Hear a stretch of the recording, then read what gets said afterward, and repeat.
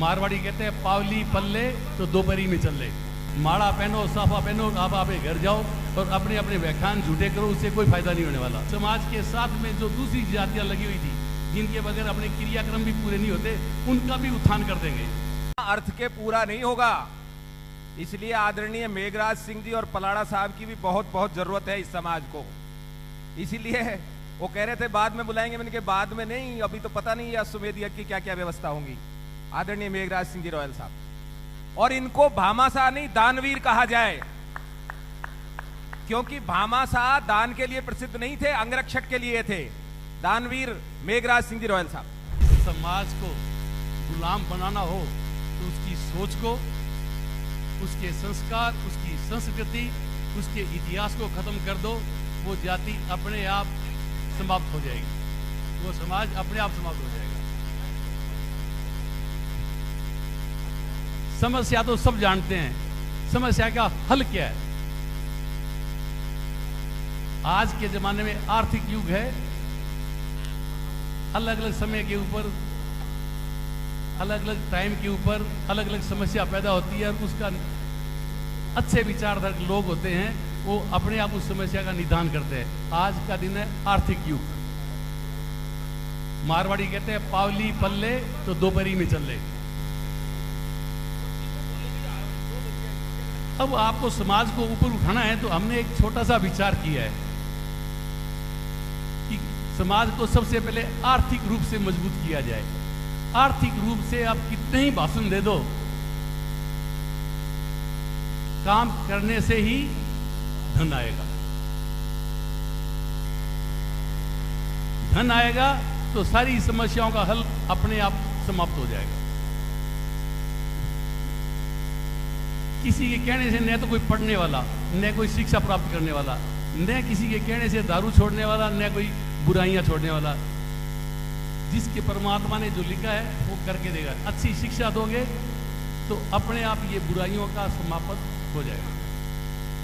इसलिए हमने एक बहुत ज्यादा विचार करके 5-7 लोगों ने, अच्छे विचारधारक लोग थे, वो एक समस्या देखी। समस्या का हल क्या है? समस्या का हल है आर्थिक, पैसा नहीं है लोगों के पास। तो हमने एक फाउंडेशन बनाया है, यूनाइटेड ग्लोबल पीस फाउंडेशन। उसके अंदर हमने पैसे इकट्ठे किए हैं। 11 करोड़ रुपए तो मैंने मेरे परिवार के सदस्यों से लिए हैं। जब मैंने मेरे विचार, सरकारी कर्मचारी हैं महाराणा संघ, उनसे बात की, वो पैसे मांगने में पैसा नहीं है। अब आज के बाद में किसी हॉस्टल में कोई पैसा नहीं है। हमने 2-2 खोल के देख लिए, कोई रिजल्ट नहीं है। हमने समाज को हर दिशा में पैसे दिए, उसका कोई फायदा नहीं है। माड़ा पहनो, साफा पहनो, आप घर जाओ और अपने अपने व्याख्यान झूठे करो, उससे कोई फायदा नहीं होने वाला। इसका इलाज एक ही है, हम पैसा मांगेंगे नहीं, हम आप लोगों का सहयोग चाहिए। जिस प्रकार सुभाष चंद्र बोस ने बोला था, तुम मुझे खून दो, मैं तुम्हें आजादी दूंगा।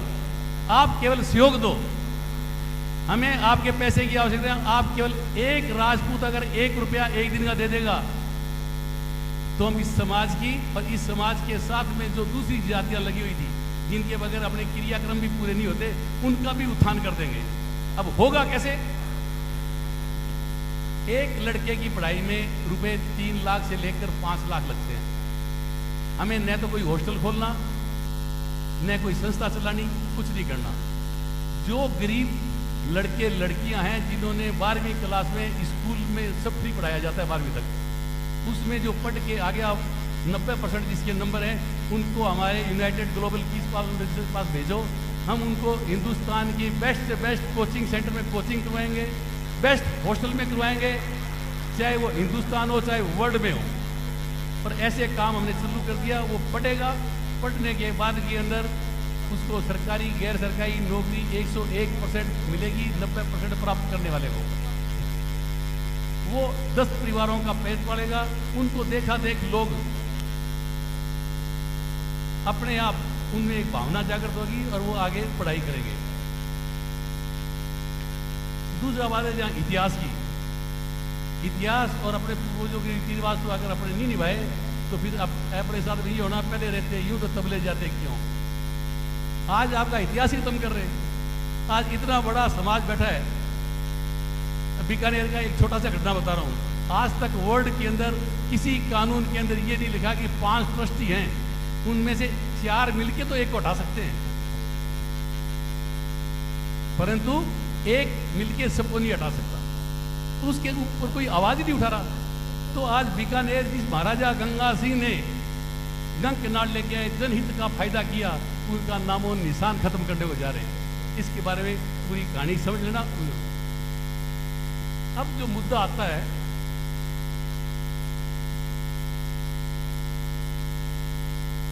कि किस वजह से क्यों महान बना। महाराणा प्रताप को अगर शिक्षा पीठ नहीं देता तो महाराणा प्रताप शायद वो जोश पैदा नहीं होता। पृथ्वीराज चौहान, चंद्र प्रजाई, आज इस रामचंद्र जी भी लड़ाई लड़ने गए। तो मेरा कहने का मतलब ये, मुझे कड़ी जोड़नी नहीं आती, धर्म छोड़ दो पर धड़ा मत छोड़ो। भविष्य ने धड़ा छोड़ा, आज तक वर्ड में किसी ने नाम रखा? कर्ण ने धड़ा नहीं छोड़ा, आज कर्ण ही कर्ण है। और उसके अलावा जयचंद का नाम सुना? जयचंद सिंह है कोई? जयचंद सिंह कोई नहीं है। तो इस कर अपने को, अपना जो धड़ा है उसको बनाए रखो। उस धड़े में सब तरह के लोग शामिल होते हैं, उनको लिए रखो। आर्थिक रूप से सबको मजबूत कर दो, अपने आप ही अपन सुदृढ़ हो जाएंगे। इकोनॉमिक चलेगी तो सर्किल घूमेगा। उनके अपने आप वो एक दूसरे की सहायता करेंगे। मैं किसी की सहायता लेके आगे बढ़ाऊं तो लोग अपने आप ही, ठीक है, मैं फिर आने वाले टाइम के अंदर मेरी ऑटोमेटिक अपने लोग सहायता करेंगे। इसलिए अपने आर्थिक रूप से मजबूत करना है। मजबूत करने के लिए बाकी सब लोग अपनी अपनी संस्थाएं चलाएं, पर गरीब बच्चे बच्चियां जो भी हैं हिंदुस्तान में कहीं भी, उनको हमारे से संपर्क हुआ, हम उनको पढ़ाएंगे, उनकी शिक्षा देंगे, उनको सरकारी गैर सरकारी नौकरी मिल जाएगी, वो अपने आप आर्थिक रूप से सुदृढ़ हो जाएंगे, फिर सारे काम अपने आप हो जाएंगे। Thank you.